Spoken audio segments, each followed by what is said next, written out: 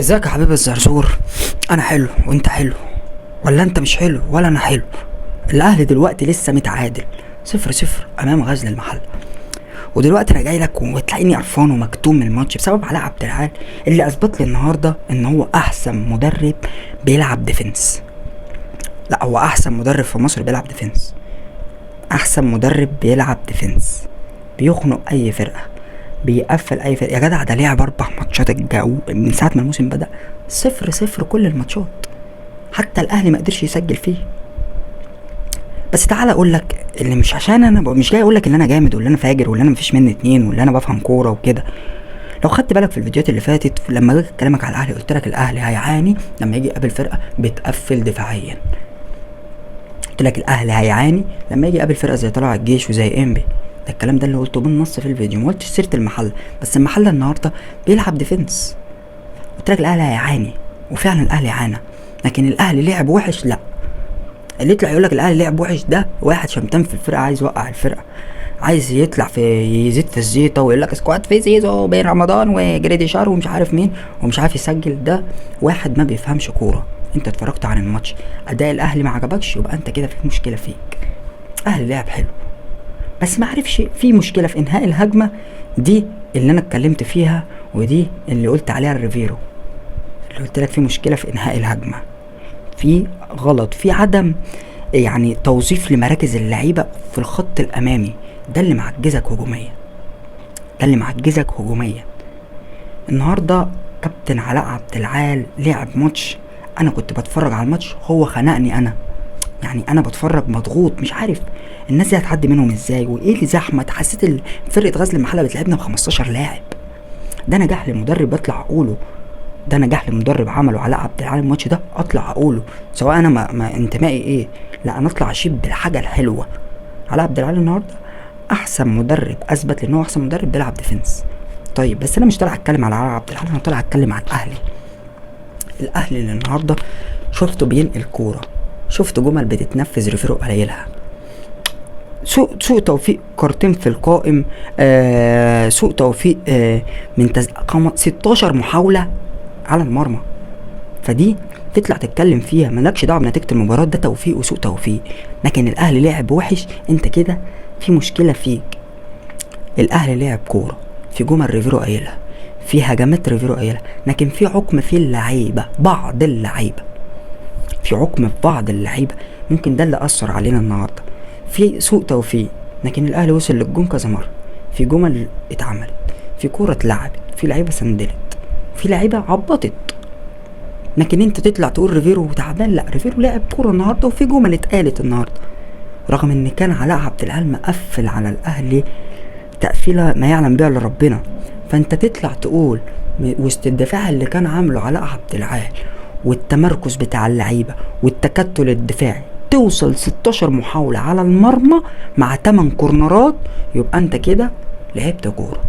انا بكلمك ارقام كمان، فرقه مقفله عليك، وصلت على المرمى اكتر من مره، كورتين في القائم، سوء توفيق. لكن الاهلي لعب كوره. بس تعالى اقول لك قبل ما اتكلم على التشكيله، انا عايز اتكلم على اللعيبه اللي نزلت عشان تخليك تكسب. واحد زي طاهر محمد طاهر نزل، طاهر محمد طاهر جات له 4 كور، منهم 3 ميس باص، منهم 4 الكره الرابعه اللي جات له الوحيده خدها وطلع بيها في الكورنر، يعني ضربه مرمى. ده لاعب انا منزله عشان يخليني اكسب، طاهر محمد طاهر. طيب مالناش دعوه بطاهر، تعال نبص على حسين الشحات. حسين الشحات احنا خسرانين، احنا متعادلين، وبالنسبه لي دي خساره، بس انت نازل تتحنكش ونازل مش عارف تتمركز. كورتين جولك وانت واقف اوفسايد، مش عارف انت مش عارف انت واقف فين. الكورتين اللي جولك عمال تتحنكش. الكره اللي جات لك راح هجمه مرتده لقيتها طولت منك، وقفت عايز فاول وبتجعبد مع الحكم. انت لاعب نازل تكسبني، ملهاش لازمه اللي انت بتعمله ده حسين. انت نازل تتحنكش عشان يعني تبين للجمهور اللي انا قاعد بره انا المفروض يا جمهور الاهلي تطلعوا تقولوا حسين فين ومش عارف ايه. لا، انت كده هتخليني اقول لك يا حسين امشي، يا حسين امشي. دول 2 نزلوا لي عايزين يكسبوني. محمد شريف نزل لقى الدنيا مقفله عليه، بقى يتطرف في الاطراف، ودي عادة شريف. ويعني الى حد ما كان احسن بديل نزل من الدفعه التبديلات دي. طيب واحد النهارده زي تريزيجيه كنت بطلع اقطع فيه في كل فيديو، بس النهارده تريزيجيه لعب مصدر خطوره.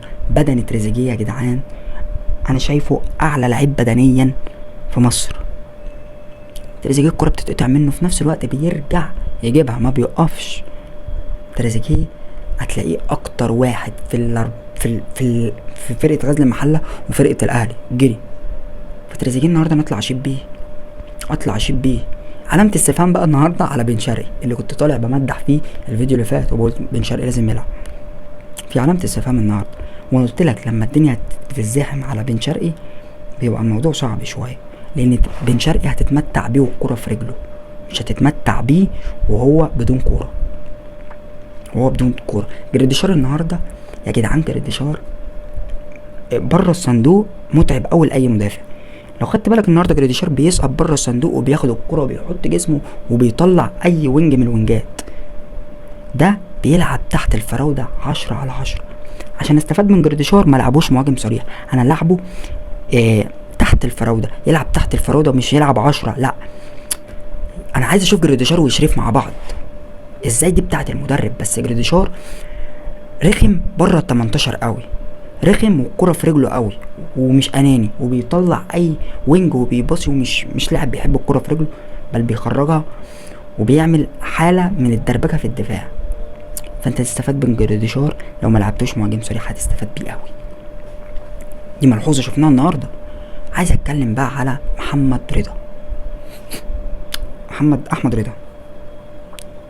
رضا يا جدعان، ومعلق ليه معايا محمد، كل مره لما اجيب سيرته بقول احمد رضا يا جدعان. النهارده حسيت ان عبد الله السعيد معانا في الملعب، اقسم بالله، ودي التبديله اللي مزجتني قوي.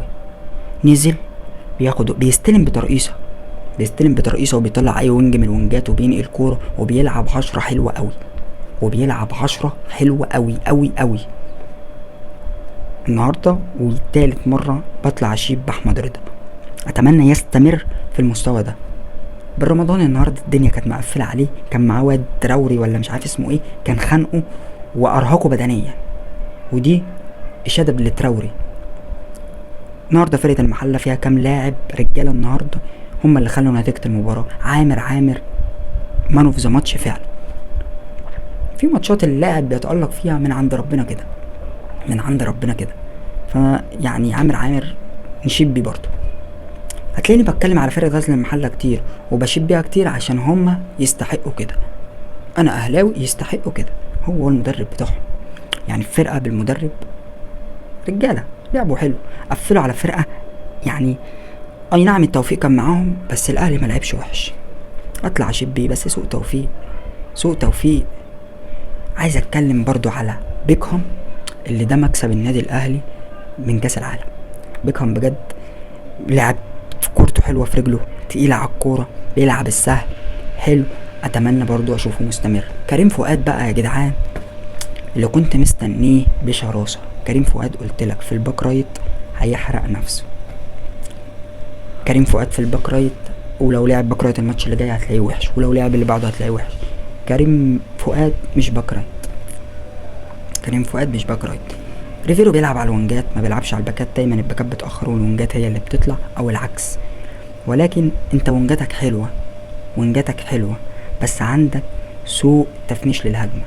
دي مشكله الاهلي في الوقت ده، اتمنى تتعالج بسرعه عشان اللي جاي مش عايزين نتعثر فيه اكتر من كده. اتمنى الاهلي يتمرن، ريفيرو يشوف مشكله لانهاء الهجمه والموضوع يتحل مع عودة امام عاشور. انت هتعوز بس تمرن، يعني انت بتلعب حلو، بتنهي الهجمة حلوة، بتلعب على الاطراف كويس، بس في مشكلة في انهاء الهجمة. دي مشكلة الاهلي اللي كانت في الماتش ده. هنتكلم بالتفصيل اكتر واكتر ولكن في الحلقة اللي جاية، عشان دلوقتي بجد انا يعني الماتش خنقني جدا، مش عارف في ايه، في حاجة منجسة الماتش، في حاجة منجسة الهجمات، مش عارف في ايه. بس هطلع اتكلم بالتفصيل الادق على كل هجمة وكل حاجة بالتفصيل. حضر لك الحلقة وهتلاقيها الحلقة اللي جاية. كان معك الزرزور العبد الفقير لله. اشوف وشك على خير. السلام عليكم.